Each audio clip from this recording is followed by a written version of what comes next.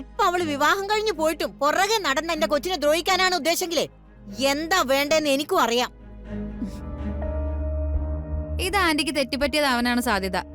അല്ലെങ്കിൽ പിന്നെ കല്യാണം കഴിക്കാത്ത ദുർഗയും കിരണും മറ്റുള്ളവർ മുമ്പിൽ നുണ പറഞ്ഞ് നാണം കെടില്ലല്ലോ. ഏത് നേരം ദുർഗാചരിത്രം പറഞ്ഞോണ്ടിരിക്കുക. കാര്യങ്ങളൊന്ന് തെളിവ് സഹിതം പുറത്തു വന്നോട്ടെ, അതോടെ എല്ലാം അവസാനിക്കും. അതെ, ആ ദിവസത്തിന് വേണ്ടിയാ ഞാൻ കാത്തിരിക്കുന്നേ. നമ്മൾ വിചാരിച്ച പോലെ തന്നെ എല്ലാം നടക്കും ഗിരിജെ. സത്യം പറയാലോ, നാത്തിനോടൊന്ന് മനസ്സ് തുറന്ന് സംസാരിച്ചപ്പോ ഒരാശ്വാസം തോന്നുന്നുണ്ട്. ഞാൻ ഇവിടെയാണെങ്കിലും എന്റെ മനസ്സ് മുഴുവൻ നിങ്ങളുടെ കൂടെ അവിടെ ഗിരിജെ. എനിക്കറിയാം നാത്തുനെ. നാത്തു സമാധാനായിട്ട് അവിടെ നിന്ന് അഷിയുടെ കാര്യങ്ങളൊക്കെ നോക്കിക്കോ. ഇവിടെയല്ല ഞാൻ നോക്കിക്കോളാം. ശരി ഗിരിജെ, ഞാൻ നിന്നെ പിന്നെ വിളിക്കാം. ശരി നാത്തുനെ.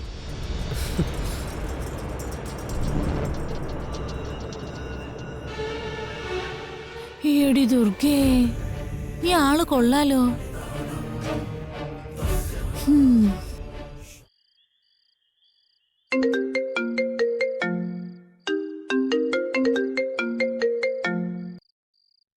Hello sir.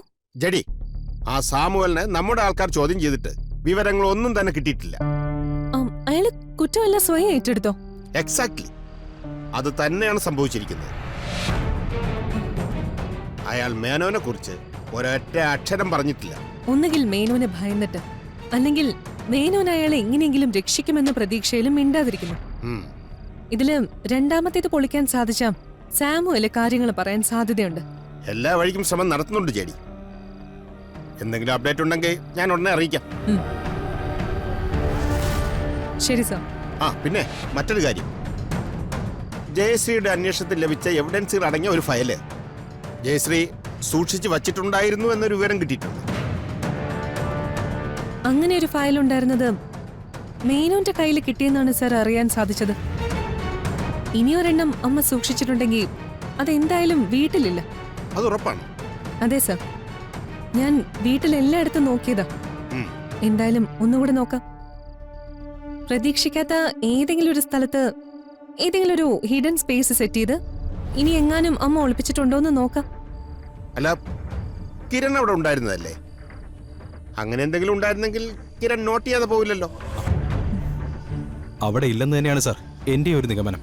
ഓക്കെ, അങ്ങനെ ഒരു ഫയലും തെളിവുകളും കിട്ടിയാൽ അത് നമുക്ക് വലിയൊരു ലീഡ് തന്നെയാവും. നമുക്ക് ശ്രമിക്കാം sir. Then bye JD, bye Kiran. Bye sir. Bye sir. Okay.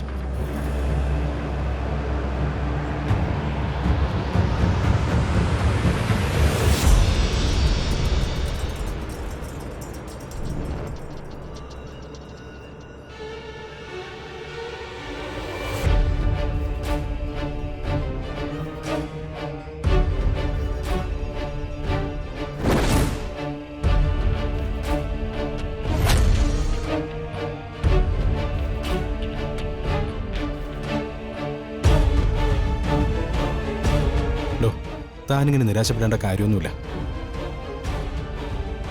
ഇത്രയൊക്കെ ആയിട്ടും ആ മേനോനെ നിയമത്തിന് മുന്നിൽ കൊണ്ടുവരാൻ നമുക്ക് സാധിച്ചില്ലല്ലോ കിരൺ.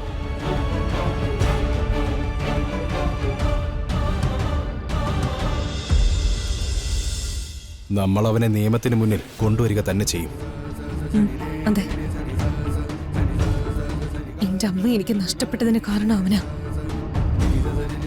വർഷങ്ങൾക്ക് മുൻപ് അമ്മ കണ്ടെത്തിയ തെളിവുകൾക്കപ്പുറം ഒന്നും ചെയ്യാൻ നമുക്ക് സാധിച്ചില്ലല്ലോ എന്നതാ എന്റെ സങ്കടം. ഇപ്പോ അമ്മ നമുക്കൊപ്പം ഉണ്ടായിരുന്നെങ്കിൽ ഇതിനൊക്കെ മുന്നേ തന്നെ ആ മേനോൻ ജയിലഴിക്കുള്ളിലാകുമായിരുന്നു. അതെ, മേനോനെതിരെയുള്ള തെളിവുകൾ കണ്ടെത്തിയതുകൊണ്ടാ അയാൾ ജയശ്രീ ആന്റി ഇല്ലാതാക്കിയത്. ഇല്ല കിരൺ, എന്റെ അമ്മ ഇല്ലാതാക്കിയതുകൊണ്ട് അവരെ രക്ഷപ്പെടാനൊന്നും പോകുന്നില്ല. അമ്മ തുടങ്ങി വെച്ചത് ഞാൻ അവസാനിപ്പിക്കും. നിയമത്തിന്റെ മുന്നിൽ അവനെ ഞാൻ കൊണ്ടുവരിക തന്നെ ചെയ്യും. അതെ, അതിനുവേണ്ടിയാണല്ലോ താൻ ഇത്രയും കഷ്ടപ്പെട്ടത്. ആ ലക്ഷ്യം നമ്മൾ നേടുക തന്നെ ചെയ്യും.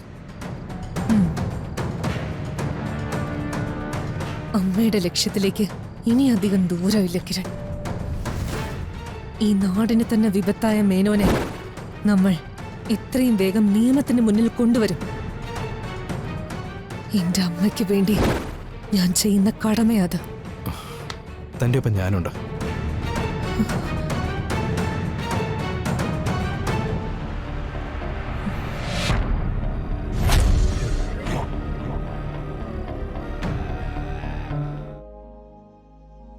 നീ എന്ത് വിവരക്കേടാ ഗിരിജയെ പറയുന്നേ? എന്റെ അമ്മേ, ഞാൻ പറഞ്ഞ സത്യാണ്. ആ കിരണും ദുർഗയും കൂടെ നമ്മളെ പറ്റിക്കുമായിരുന്നു. അവര് ശരിക്കും കല്യാണം കഴിച്ചിട്ടൊന്നുമില്ല. നാവിനെല്ലില്ലാന്ന് കരുതി എന്തും വിളിച്ച് പറയാമെന്ന് കരുതണ്ട ഗിരിജെ. കിരണും ദുർഗയും കല്യാണം കഴിച്ച് ഇങ്ങോട്ടല്ലേ കയറി വന്നത്? അതെ, അല്ലെങ്കിൽ തന്നെ അങ്ങനെ ഒരു നുണ പറയേണ്ട കാര്യം എന്താ അവൾക്കുള്ളത്? അതൊന്നും എനിക്കറിയില്ല. വ്യക്തമായി ബോധ്യപ്പെടാതെ നാത്തൂൻ ഇങ്ങനെ ഒരു കാര്യം പറയില്ല.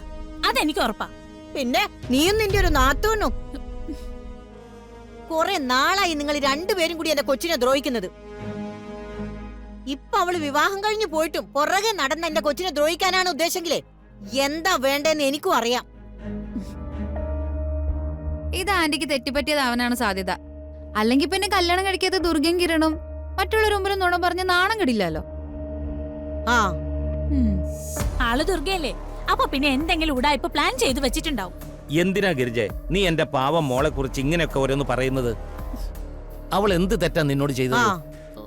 അജയൻ മരിക്കാൻ കാരണം ജയശ്രീ ആണെന്നുള്ള ധാരണയിലല്ലേ നീ ഇത്രയും നാള് ദുർഗയെ കഷ്ടപ്പെടുത്തിയത്? അതിലൊക്കെ ദുർഗ എന്ത് തെറ്റാ ചെയ്തത്? ദുർഗ ജയശ്രീയുടെ മാത്രം മോളല്ല, അവൾ എന്റെയും കൂടി ചോരെ. ആ ഒരു ഒറ്റ കാരണം കൊണ്ട് ആ നാശത്തിന് ഞാൻ വെറുതെ വിടുന്നത്. ആ, അല്ലെങ്കിൽ ഞാൻ പണ്ടേ തീർത്തനെ. ആ പിന്നെ അങ്ങനെ അങ്ങ് ഇല്ലാതാക്കാൻ നീ ആരാ, ദൈവോ?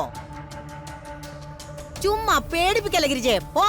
രമേ, ദുർഗയോട് എനിക്ക് ദേഷ്യമുണ്ടെന്നുള്ളത് സത്യം തന്നെയാ. പക്ഷെ ഞാൻ ഇപ്പൊ പറഞ്ഞത് ആ ദേഷ്യത്തിന്റെ പുറത്തൊന്നും അല്ല. ദുർഗയും കിരണും നമ്മളെല്ലാവരെയും പറ്റിക്കുക തന്നെയായിരുന്നു. അമ്മ ഇത്രയ്ക്ക് ഉറപ്പിച്ച് പറയുമ്പോ ഇതിലെന്തെങ്കിലും സത്യം ഉണ്ടാവില്ലേ മുത്തശ്ശി?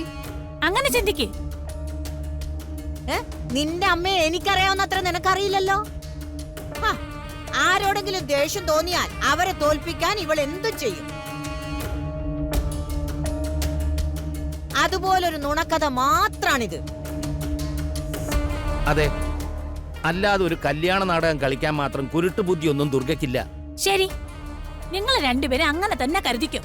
അധികം താമസിക്കാതെ ഈ സത്യം തെളിയും. അപ്പോഴും ഇങ്ങനെ തന്നെ പറയണം. ശരി, പറഞ്ഞോളാം. ദുർഗമോളുടെ കാര്യത്തിൽ എനിക്കൊരു തെറ്റ് പറ്റില്ല എന്ന് എനിക്ക് പൂർണ്ണ വിശ്വാസമുണ്ട്.